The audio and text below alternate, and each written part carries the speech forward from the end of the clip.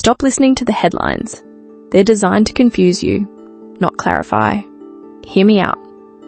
This week, fresh data from Cotality showed national home prices climbed another 0.7% in March. But here's the twist they buried in that same report. Sydney prices actually fell 0.1% and Melbourne fell 0.2%. So, yes, the market is cracking, but it's not cracking in the way you've been told. This is the two-speed market in action, and understanding this invisible split is the single most important factor for protecting your family's wealth right now. And I get it. Seeing conflicting numbers like this probably just makes the paralysis and the anxiety feel even worse. So, let's talk about that anxiety. Because you are absolutely right to feel it.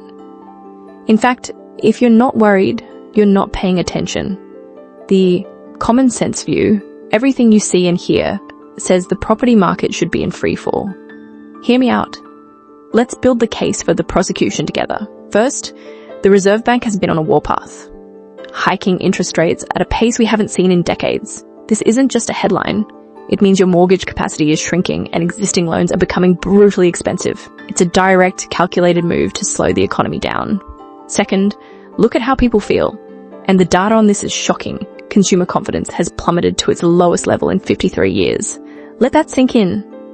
For over half a century, Australians have not felt this pessimistic about the economy and their own financial future. People who feel this bad don't typically go out and make the biggest purchase of their lives.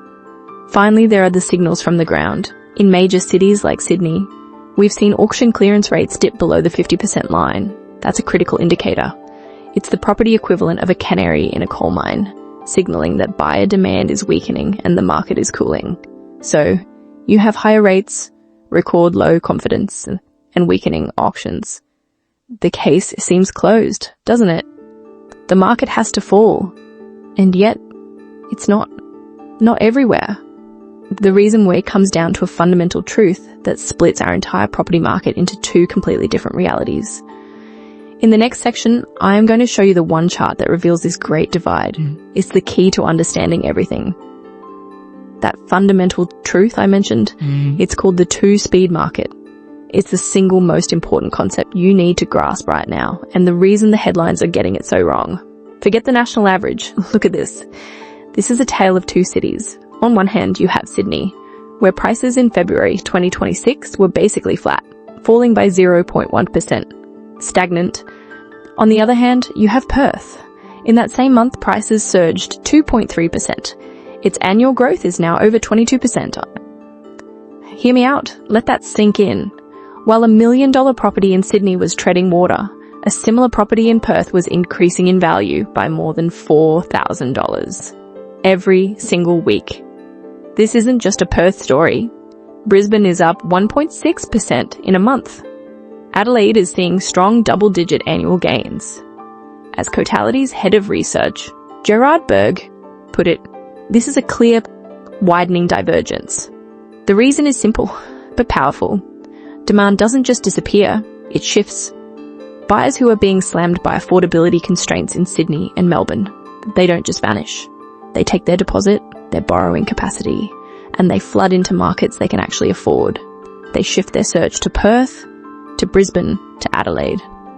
And what happens when this wave of demand hits these cities? It collides with a massive supply crisis. There simply aren't enough homes for sale. Right now, property listings in Perth are 48% below the 5-year average. Brisbane is 31% lower. It's a simple, brutal equation of too many buyers chasing too few homes. The market crash you're worried about is only happening in the postcodes you couldn't afford to buy in anyway. The market you can afford is on fire. Your strategy of waiting is actively costing you money. Now you've seen the data on the two-speed market. Which one are you experiencing in your suburb? Is it the cooling high-end or the booming affordable market? Drop your city in the comments below. Okay, so now you see what is happening. You see the two-speed market in plain sight. But to bet your family's financial future on this, you have to understand why. It's not enough to see the result. You need to understand the powerful forces, the structural wrestling match happening just underneath the surface that is locking this trend in place. So, what does that structural wrestling match look like? Let's go ringside. In one corner, you have the single downward pressure everyone talks about. Interest rate hikes. But in the other corner, you have a heavyweight three-man tag team of upward pressures. And they are dominating the fight. First, you have Mr. Supply Shortage. This isn't a temporary blip. It's a deep structural crisis.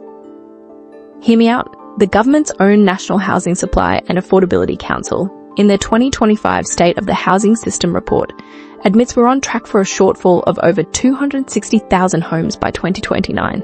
That's a city the size of Newcastle with nowhere to live. When you have far more buyers and renters than available homes, prices have only one way to go. This isn't opinion, it's basic economics. Next, tagging in is Mr. Investor Demand. While you've been hesitating, investors have been pouring into the market. Why? Because with rents having exploded by over 50% since the pandemic, property is one of the most attractive assets around. The data from the Australian Bureau of Statistics is undeniable. Investors now account for nearly 40% of all new mortgages. They are cashed up, confident, and they are specifically targeting the exact same properties under $1 million that first home buyers are trying to get into. You are in a direct bidding war with them. And the final member of the team, the new super heavyweight, is Mr. Migration. Australia just saw a record net overseas migration of over 480,000 people in 1 year. These are not just numbers on a spreadsheet. These are families who landed yesterday and need a place to live today. They create immediate, massive, non-negotiable demand at the affordable end of the rental and purchase market, adding rocket fuel to the fire. Stop. Hear me out. All these forces pushing prices up are powerful, but they mean nothing if the one big fear comes true, the mortgage cliff. If a wave of forced sales is about to hit, it could burn everything to the ground. So, is that what the data actually shows? Let's look. The media loved the mortgage cliff narrative, but it was a myth. The Reserve Bank of Australia's own Financial Stability Review confirms it.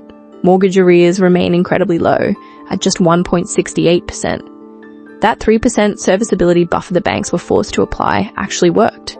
It protected homeowners. Less than 1% of households are in negative equity. There is no wave of forced sales coming to crash the market. Let that sink in. The single biggest downward pressure everyone feared never even showed up to the fight. So you have a severe housing shortage, a flood of cashed-up investors, and record-breaking migration all pushing prices up, while the one thing that could have stopped it turned out to be a phantom. These are not temporary trends. These are the powerful long-term engines locking this two-speed market in place. Now, you understand the forces at play. You see the engine room, so the real question becomes, how do you use this knowledge to your family's advantage? How do you stop fighting the market and start navigating it? That's what's next. I'm going to give you the exact playbook, the specific strategies you can use to thrive in this two-speed market, whether you're buying your first home, your next home, or your first investment. Given what we now know, the single biggest mistake you can make in this market is waiting for a crash to rescue you. That strategy is dead. You need a new playbook. And this is it. First, for the first home buyers. Hear me out. I know the idea of borrowing at higher interest rates feels terrifying, but because the affordable end of the market is the part that's actually accelerating, every month you wait isn't saving you money. It's costing you. The real risk isn't the interest rate today. It's being permanently priced out of the market tomorrow while you wait for a collapse that isn't coming for the homes you can actually afford. Next, for the investors. The business case for buying in affordable growth areas is frankly undeniable. You have record low vacancy rates, soaring rents, and a flood of demand from both migrants and first home buyers. The fundamentals are not just strong, they are screaming at you.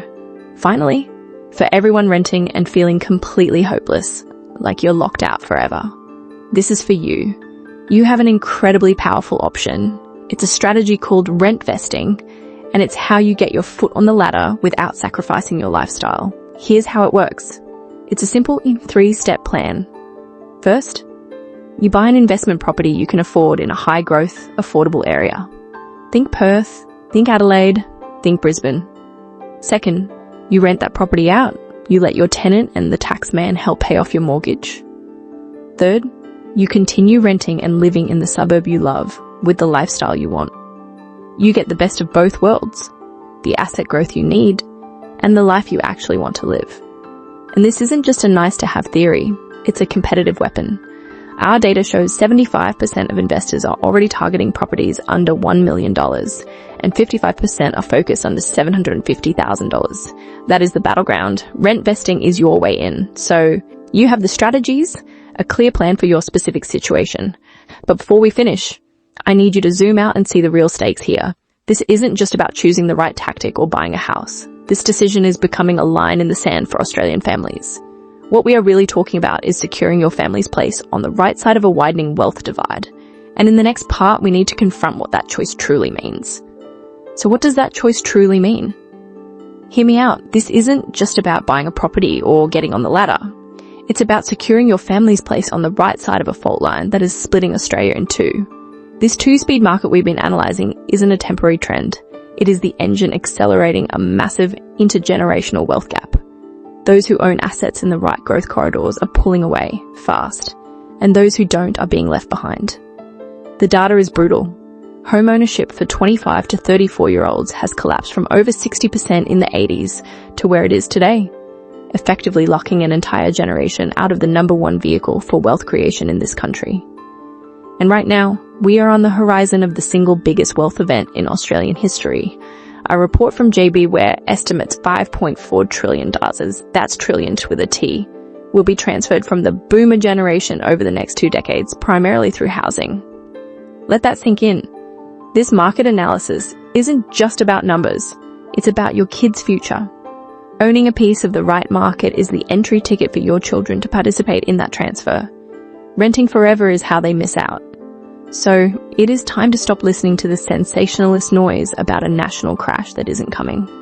The hard data shows a two-speed market driven by powerful structural forces. The affordable market is where the growth is, and your strategy must be to get into it. The real choice you have to make is this.